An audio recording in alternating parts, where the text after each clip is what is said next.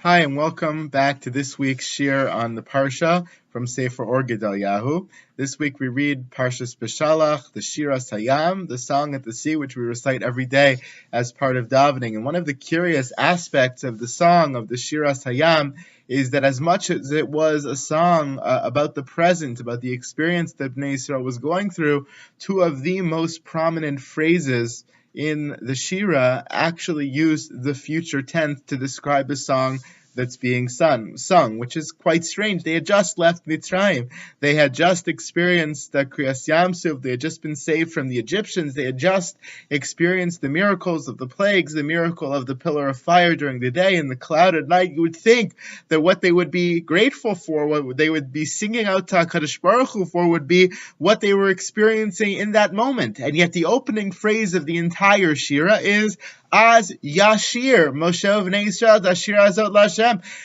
This is the song that Bnei Yisrael and Moshe would sing. Az Yashir, in the future tense, they will sing in the future. And similarly, the whole Shira ends with the climax phrase, declaring God as king. But instead of saying Hashem Melech Leolam Va'ed, it says Hashem Yimloch Leolam Va'ed. God will reign for the future. Instead of recognizing Hashem Melech, right now, God is our king, the Shira is shaped to speak about faith into the future, about Shira into the future. And the Or Gedalyahu says, actually Rashi, on the pasuk Az Yashir, explaining the need for a future tense in this pasuk. Rashi says, Az Yashir Moshe. Az, the word Az, the future tense of Az, is indicative of the fact, Kishira'ah hanes, that when Moshe Rabbeinu and Bnei Yisrael saw the miracle of Kriyas Yamsuf, Allah bilibo sheyashir shira. It doesn't literally mean he sang now. It means Allah bilibo. It came up upon his heart. It came up upon his mind. He had the idea to eventually sing Shira. Now, Or Gedalyahu asks a very important question on this Rashi. He says, Yesh lahavin kavanas divrehem she'Allah bilibo sheyashir. We have to understand this Rashi, which is quoting from Medrash Chazal, what Chazal meant in saying that Moshe Rabbeinu had the thought, had the inspiration to say Shira.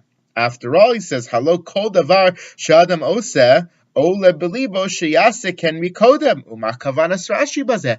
Everything we do in the world, most things we do in the world, there is an element of forethought. It does enter our mind, and then it comes out of our mouth, or it comes to fruition in the action realm, but it always is Allah Belibo. What chiddush was Rashi sharing with us to tell us that Az Yashir is indicative of the fact that the idea of Shira was first Allah Belibo and then it was sung? How is that a proper explanation of the future tense of Az Yashir? So the Or Gedalyahu explains in very beautiful fashion, in a little bit of a surprising way, the following. He says, Geulas Mitzrayim haya be'emes tzarech lios geula hashlema. In reality, the redemption from Egypt was supposed to be the final redemption of the Jewish people, the complete redemption of the Jewish people. Rak al yedei zeh shebnei Yisrael lo hishlimu gezeras hashibud shel arba ma'os shana b'shlemus, but because the Jewish people didn't fully spend their 400 declared years in slavery. HaKadosh Baruch Hu had promised Avraham Avinu, Geri Zaracha be'eretz l'olahem, he had promised them 400 years of slavery in Egypt, and yet they only were enslaved for 210 years. As we know, God was gracious enough to roll back the Kates to take us out sooner, and there was a necessity for that. There was no choice in this sense. God had to do that because, as we know, as we've learned before in this Parsha Shir and so many countless sources, the Bnei Yisrael were considered to be at the lowest level of Tumah, the 49th level of Tumah, and if they had gone any further, if they had assimilated any further into the culture and religious life of Egypt, if they had lost any more of their identity as Jews, they would have been lost forever and never have been able to be redeemed. So God sacrificed 190 years of slavery in Egypt in order to take them out sooner, preserve the identity of the Jewish people, and actually have any geula at all. But still, if you think about it, those years were cut short. Those years were not spent in slavery. Hayatzorech shi'od galios lahashlim hashibud. Because of this, a surprising idea, there had to be future exiles in order to complete the years that were missing of slavery in Egypt. V'kevan sheken, adain lo haita hashira hazos b'shlemus.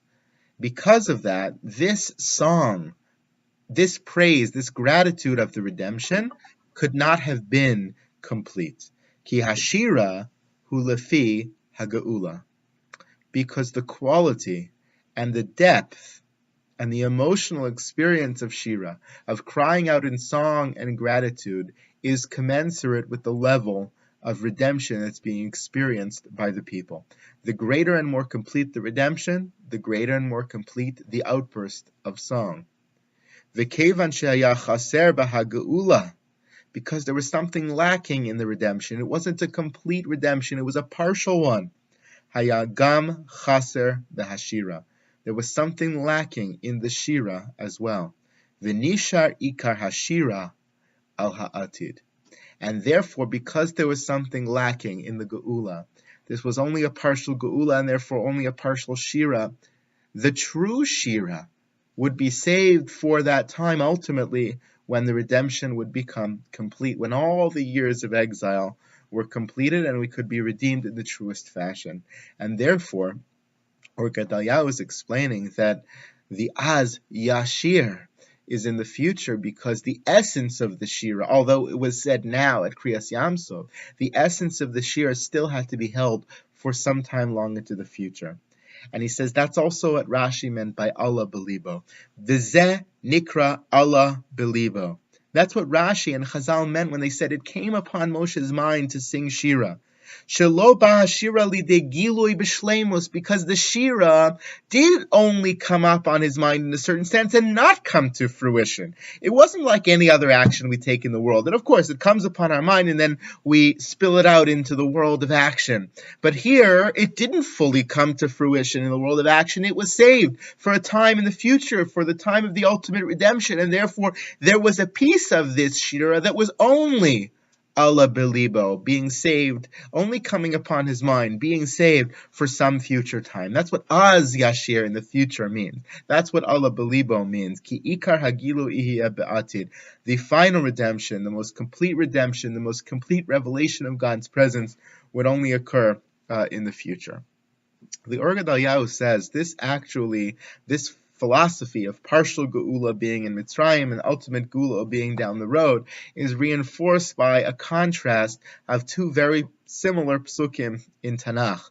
One pasuk in our parsha, pasuk says in the middle of the Shira, Ozi v'zimratya vayhi li lishua. God is Ozi, my strength. Vizimratka, and actually it's a hard word to translate. Zimra means either lizmor, is to detract from. Perhaps it's a reference to the fact that God was cutting down our enemies. He's our strength and the one who cuts down our enemies. Or from the word zemer, he's part of our strength and our song, our praise. One way or the other, it's describing God's greatness. Ka, God, is Ozi v'zimra. And vayhi li lishua, that Ka is my salvation. He is my salvation. There's a very similar pasuk, and actually people get confused between these two, which is mentioned in Yeshayahu Perek Yud Bet, pasuk Bet. It's a famous pasuk because we use it as part of Havdalah every week on Motzei Shabbos. The pasuk says, Hinei kel Yeshuati evtach v'lo efchad. Kel, our God, is Yeshuati. He is my salvation. Evtach v'lo efchad. I'll put my trust in him, and I won't be afraid. Ki, why? Ozi v'zimras ka Hashem vayhi li lishua. Because God is Ozi v'zimrat ka. God is my strength and my zimra. Hashem, God, vayhi li lishua, and he will be my salvation. There is one word difference between the two psukim. In our pasuk it says Ozi v'zimrat ka vayhi li lishua. In Yeshayahu it says Ozi v'zimrat ka Hashem vayhi li lishua.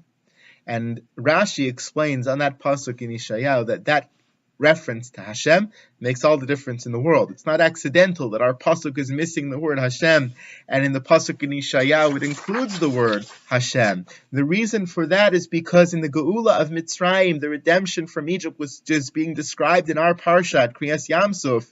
We can describe God as our strength, as our salvation, as the one who redeems us, as our zemer, and as our pillar of strength and our salvation, but it's still ka. It's a relationship of God that is still somewhat hidden. However, Yeshayahu is speaking about the ultimate redemption.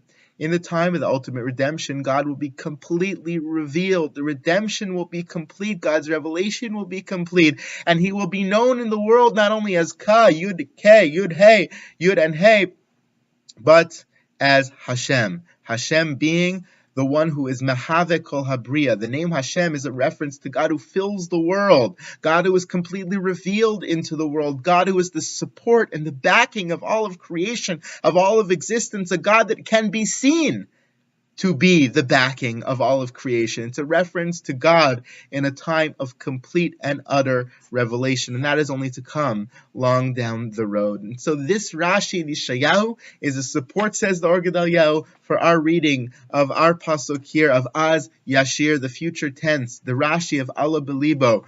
What the Rashi in Yeshayahu is saying is the same as the Rashi here of Allah Belibo, that this Geula was incomplete. Bnei Israel, therefore, could only sing a partial Shira. But in the ultimate Geula, the redemption will be complete, the knowledge of God will be complete, and therefore the Shira, the song that we come forth with, will be complete as well. He says that also helps us to explain the future tense of the last pasuk of the Shira, Hashem Yimloch Le'olam Va'ed. He says, Rak haperush hu shehamira shelehem hayta kefi hasagatam. All Bnei Israel could describe in this moment of Yetzias Mitzrayim was as much as they felt about the presence of God. Shehem hisigo ayedei galusa mitzrayim rak haya im Hashem yimloch. Amru rak Hashem yimloch. All they could grasp in terms of the greatness of God is that Hashem yimloch, that one day we will fully understand what we are experiencing today, but today we don't see it all. We don't have it all revealed before us. We can't possibly fully grasp what is going on around us, and therefore only Hashem Yimloch, we can tell. Based on the miracles happening to us now, based on the revelation we receive, we could tell God is amazing. We could tell that God fills the world, but we will only be able to experience that completeness of God's revelation and that completeness of God's redemption sometime in the future. They didn't have the clarity of vision and of sensation to say right now, Hashem Melech, that God is Mehave Kol Habriya Achshav, that God is the one who feels the world now. They couldn't see that. They realize God controls the world. They realize God is miraculous, but they don't see God everywhere. It's not the complete revelation of God's presence. They